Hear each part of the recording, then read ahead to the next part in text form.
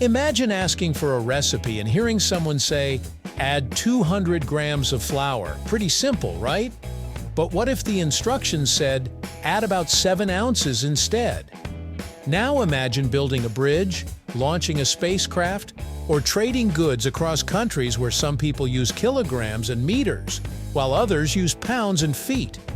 Suddenly, things get a lot more complicated. Today, most of the world uses the metric system, a clean, logical way of measuring almost everything. But one country stands out. The United States still relies mostly on the imperial system, using miles, pounds, and gallons. So how did the world end up mostly agreeing on one system while the US went its own way?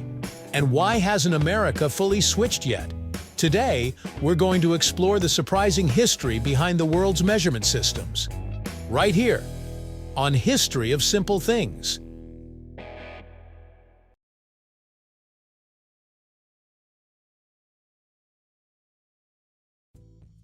The metric system was born during the chaos of the late 18th century, specifically during the French Revolution.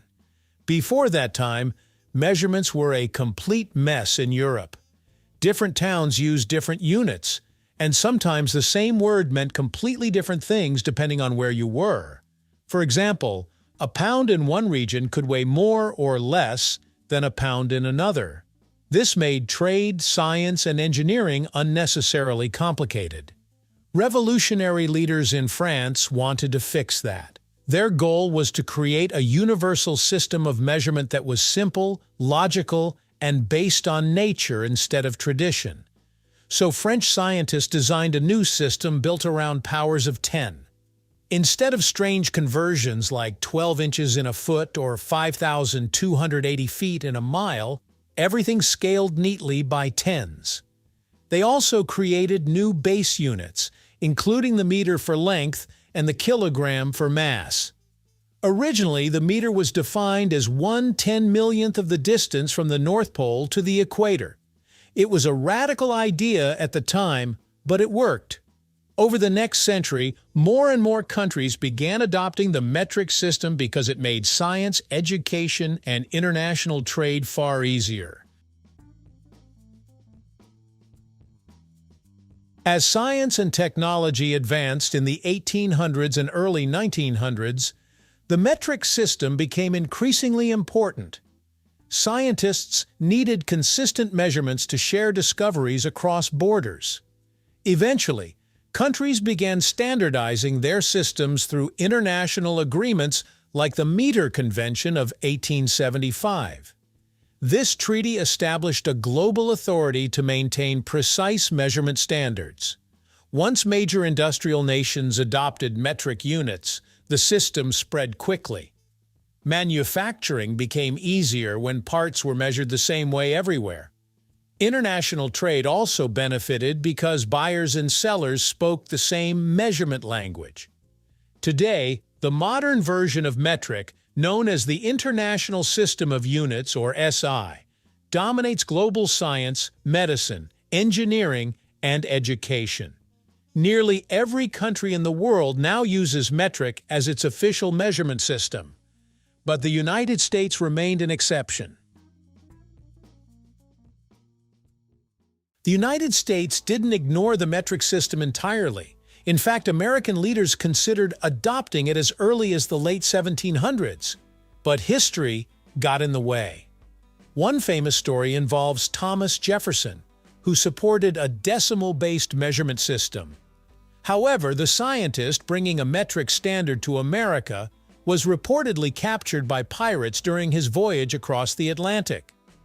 Without that official standard, the transition stalled. By the time metric became widespread in Europe, the United States had already built its infrastructure, industries, and everyday life around British-derived units. These units later became known as the Imperial system, which includes familiar measurements like miles, pounds, inches, and gallons. Switching everything, from road signs to machinery, would have required massive cost and coordination. So the U.S. simply kept using what it already had. Here's the twist. The United States technically did adopt the metric system. In 1975, the government passed the Metric Conversion Act of 1975, encouraging a gradual shift toward metric measurements. But there was one key detail: the conversion was voluntary.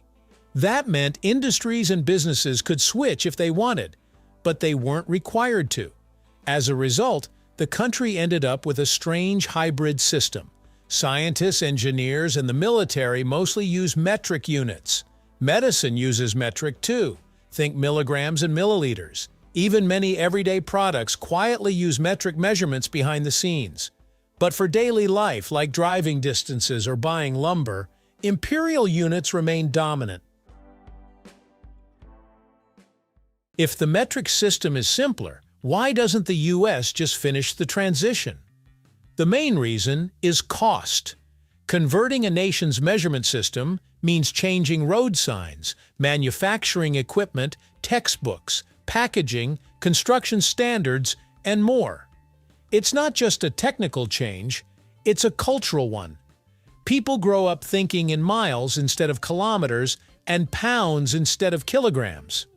Changing that overnight would confuse millions of people and require huge investments from businesses and governments. Countries like Canada and Australia did switch during the 1970s, but the transition required major nationwide campaigns and years of adjustment. For the United States, the benefits simply haven't been large enough to justify the disruption. So why does most of the world use metric while the United States still relies on imperial measurements? It mostly comes down to history, timing, and practicality. The metric system was born out of a desire for universal simplicity, and over time it became the global standard for science and trade. But by the time it spread worldwide, the United States had already built its economy and infrastructure around a different system. Switching now would be expensive and complicated, so the country continues using a mix of both. In the end, measurements might seem like small details, but they quietly shape everything from cooking recipes to space exploration. And whether you measure distance in miles or kilometers, one thing is certain: the story behind our measuring systems is far more fascinating than it first appears. Thank you for watching. If you have suggestions for our next video, feel free to share them in the comments below. We'll be sure to give you an acknowledgement for your contribution. Thank you for joining us on this journey through the history of simple things. Don't forget to like, subscribe, and stay tuned for more stories woven through the smallest details.